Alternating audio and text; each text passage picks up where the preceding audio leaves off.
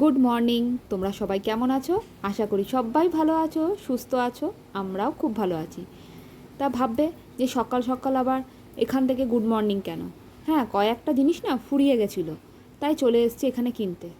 আর শুভ্রজিৎ আর আমি এসেছি। তোমরা তো আগের ভিডিওতে দেখেইছো যে মিঠি গেছে আর গুনগুন গেছে ওর মাসির বাড়ি, ছোটো মাসির বাড়ি। তা সেই জন্য সকাল সকাল বেরিয়ে এসেছি। সকাল সকাল সব কাজকর্ম সেরে নিয়েছিলাম। তা শুভ্রজিৎকে বললাম চলো তুমিও আর আমি দৌড়ে গিয়ে কয়েকটা জিনিস কিনে নিই। তাই এখানে চলে এসেছি। আজ তো শুভ্রজিৎ আর আমি, ঘরে তো কেউ নেই। সেজন্য ঘরের কাজটাও আজকে অনেকটাই কম। ঘরে আর ভাল লাগছে না। সত্যি কথা বলতে মিঠিকে ছেড়ে আমি কোনোদিনই থাকিনি। যবে থেকে কলকাতায় এসেছি তবে থেকেই মিঠি আর আমি সবসময়। শুভ্রজিৎ না থাকলেও আমার চলে, কিন্তু মিঠি না থাকলে আমার চলে না, কেন একা একা থাকি তো। আর এইদিকে দেখো আমরা একটু বিরিয়ানি নিচ্ছি, কেন আজকে আর রান্নাবান্না করলাম না বলতে রাতে করব, যা করব রাতে করব। শুভ্রজিৎ বললো আজকে আর তোমার কিছু করতে হবে না, চলো দুটো বিরিয়ানি নিয়ে গিয়ে আমরা খেয়ে নিই। তা আজকে সব কাজকর্ম শেষ, খাওয়া দাওয়া করে आज একটু রেস্ট নেবো। संडे তো संडे हो मंडे रोज खाओ अंडे তোমার কেমন লাগছে মিঠি নেই? খুব একটা চারিদিকে একটা শান্তি। আমার মেয়েটা তো একটু বাদেই চলে আসবে, বাস তারপর সব অশান্তি এসেই উৎপাত শুরু করবে। ওপরে এখন সেই ঝোপে বসে থাকা শেরের মতো এখন আছে। ও এখন চাইছে যে একবার আমি ঘরে ঢুকে খালি পাটা রাখি, তারপর দেখছি। কিন্তু আমার ভাল লাগছে না, মিঠি নেই, ঘরটা পুরো ফাঁকা। আমি কোনোদিনও মিঠিকে ছেড়ে থাকি না তো তাই।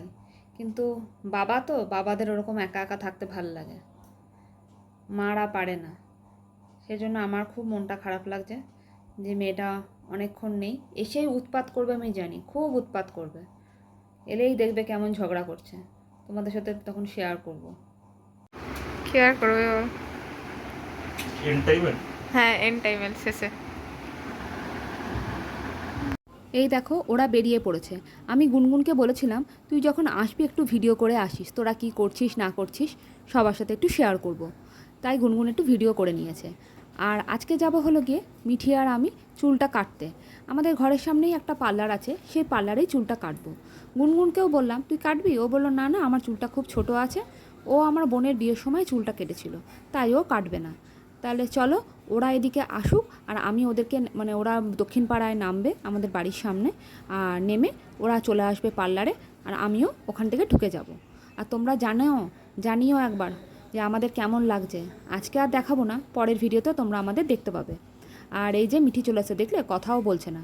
তা তোমাদের ভিডিওটা কেমন লেগেছে কমেন্ট করে জানিও। আর তোমরা সবাই ভালো থেকো, সুস্থ থেকো, সাবধানে থেকো, আর সকলকে ভালো রেখো। আর এখনকার জন্য এখানেই শেষ করলাম। আর একটা like, comment, share and subscribe করতে একদমই ভুলো না। ততক্ষণে আমরা চুল কেটে নিই, আর কেটে অবশ্যই জানাও কেমন লাগছে। আর তোমরা সবাই ভালো থেকো, সুস্থ থেকো, সাবধানে থেকো।